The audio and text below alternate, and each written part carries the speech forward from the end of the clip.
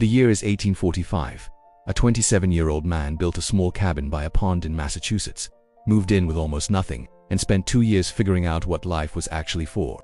He was not running away from failure. He was running an experiment, and what he discovered is still one of the most urgent challenges to modern life ever written. Henry David Thoreau was a Harvard-educated thinker, writer, and naturalist living in Concord, Massachusetts. He was not poor or desperate. He had options. He chose to build a cabin at Walden Pond, on land owned by his friend Ralph Waldo Emerson, and lived there from 1845 to 1847. His account of that experience became Walden, published in 1854.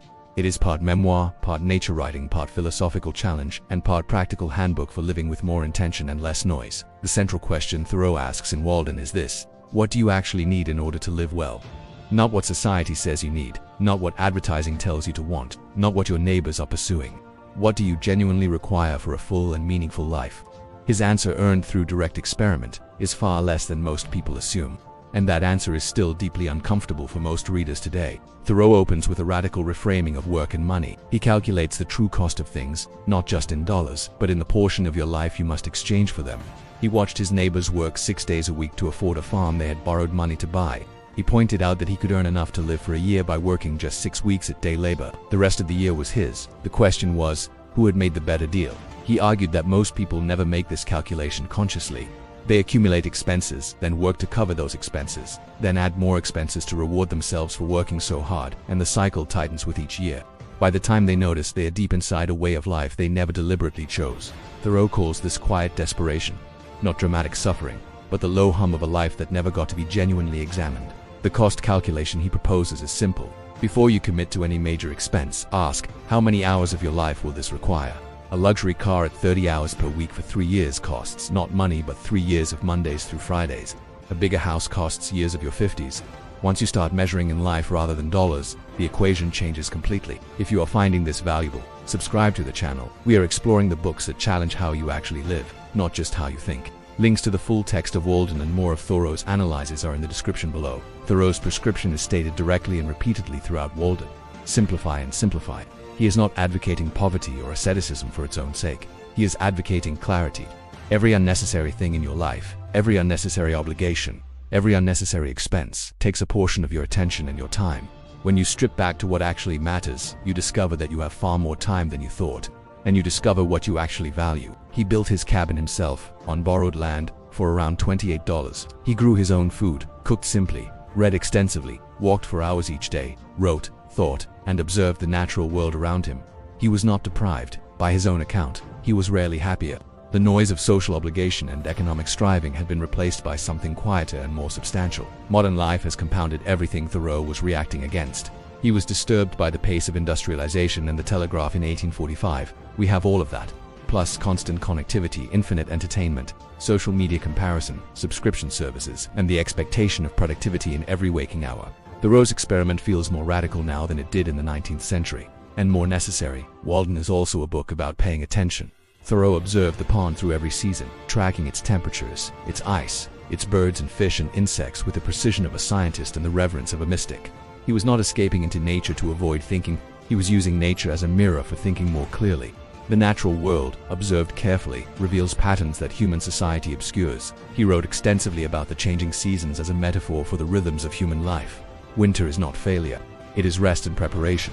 Spring is not just weather but renewal of attention and possibility. He believed that people who live entirely indoors, surrounded by artificial environments and artificial schedules, lose contact with a natural rhythm that human beings evolved to need. Disconnection from nature, for Thoreau, is also a form of disconnection from yourself. There is a chapter called Solitude that is among the most beautiful passages in American literature. Thoreau describes being alone in the woods, not as loneliness but as a condition of richness. Solitude for him was the environment in which you could hear yourself think, notice what you actually felt, and encounter your own mind without the constant mediation of other people's demands and expectations. He considered the majority of social interaction a distraction from real living. Thoreau was not just a nature writer, he was a moral philosopher with sharp political edges. During his time at Walden Pond, he was briefly jailed for refusing to pay taxes in protest of slavery and the Mexican-American War. That experience led to his essay on civil disobedience, but the same spirit runs through Walden. He believed that conscience, not convenience or social pressure, should govern a person's choices. He was critical of conformity in all its forms. The man who adjusts his beliefs to his community's expectations, who votes the way his class votes and wants what his neighbors want, has traded his authentic self for social acceptance. Thoreau thought this was a catastrophic waste, not because community is bad, but because a community of conformists produces nothing genuinely new, and a person who only reflects society back to itself has not really lived their own life. He had a famous line: "If a man does not keep pace with his companions, perhaps it is because he hears a different drummer. Let him step to the music which he hears, however measured or far away." This is not a call to contrarianism for its own sake. It is a call to genuine individuality, rooted in your actual values and your genuine nature, rather than the performance of a self designed to meet other people's approval. Think about how much of what you own you actually chose. Your car, your apartment, your wardrobe, your schedule.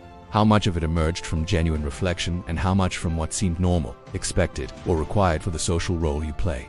Thoreau is not saying sell everything and move to the woods. He is saying become conscious.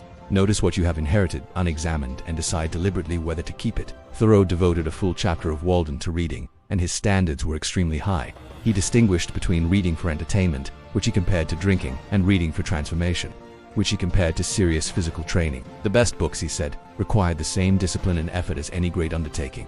You cannot skim Plato, you have to wrestle with him. He was critical of the reading habits of his time, which he said favored light popular literature over the great classics of world civilization. He believed that most people were capable of far more intellectual depth than they gave themselves credit for, but that they had been trained to consume easy content rather than engage with difficult wisdom. He would find the modern internet both perfectly confirming of his fears and a great waste of a civilization's reading time. He also wrote beautifully about the value of doing things with your hands, building his cabin, hoeing his bean field, chopping his firewood. He found that physical labor, done attentively, produced a kind of thinking that pure intellectual work did not. The body engaged in purposeful task creates a particular quality of mental clarity. This is something modern people who work entirely with words and screens have largely lost contact with. The most famous passage in Walden states his purpose directly. He went to the woods because he wished to live deliberately, to front only the essential facts of life, and to see if he could not learn what it had to teach, and not, when he came to die, discover that he had not lived. That final phrase is the sharpest possible statement of the fear Thoreau was responding to: dying without having lived. Deliberate living, for Thoreau, means bringing conscious intention to how you spend your time, your money, your attention, and your days. Not just reacting to circumstances, not just following the path of least social resistance, but actively choosing, regularly, what you are doing and why. Most people spend their lives on autopilot and wonder at the end where the time went. Thoreau wanted to have the answer before the end came. He also challenged the assumption that more is better. More possessions, more activities, more connections, more experiences. Thoreau found that multiplying quantity almost always reduced quality. One deep friendship was worth 10 shallow ones. 1 hour of genuine attention to a single thing was worth a scattered day of tasks. One season spent genuinely observing a single pond taught him more than years of busy social life had. How do you apply Thoreau today? First, make the life cost calculation. Pick one significant expense in your life and calculate not its price in money but its price in time. How many hours per week do you work to afford it? Multiply that across the months or years you will pay. Is what you are getting worth that portion of your life? Be honest, you may keep the expense, but now you have chosen it consciously rather than inherited it automatically. Second, practice deliberate simplification. Not dramatic all-at-once minimalism, but intentional reduction. Choose one category of your life and simplify it this week. Your schedule, your possessions, your digital consumption, your social obligations. Remove one thing you have been carrying out of habit rather than genuine choice. Notice how it feels. Notice what you get back when something unnecessary is gone. Third, spend time and deliberate attention to something in the natural world. Not a nature documentary, but actual nature. A park, a trail, a river, the sky. Leave your phone in your pocket for an hour. Notice what you observe when you are not consuming content. Thoreau found that close attention to the natural world restored a kind of thinking that human environments constantly interrupt. Even 1 hour a week of genuine outdoor attention changes the quality of the days around it. And fourth, ask the question Thoreau spent 2 years trying to answer: what do I actually want from my life? Not what I am supposed to want, not what the people around me are pursuing, not what I wanted at 22. What do I right now genuinely want? This is a harder question than it sounds. Most people have not sat with it long enough to find a real answer. Thoreau sat with it for 2 years and wrote a book. You could start with an afternoon. Walden is sometimes criticized as the product of privilege. Thoreau did have advantages. He was educated, he had Emerson's land, he lived near enough to town to visit regularly, and his mother did his laundry. These criticisms are fair, but they do not touch the core of what he was arguing. The experiment is not that everyone must go live in a cabin. The experiment is that you examine your life before it is over and live it deliberately. The book works because Thoreau's writing is extraordinary. He can describe a morning mist on a pond and make it feel like an argument about the nature of consciousness. He can calculate the cost of building a cabin and make it feel like a moral reckoning. He is funny, occasionally arrogant, deeply serious, and always precise. Walden is not just a set of ideas. It is a piece of literature that earns its philosophy through the quality of its attention. Walden asks a question that becomes more urgent the louder and faster the world gets. Are you living deliberately, or are you being lived?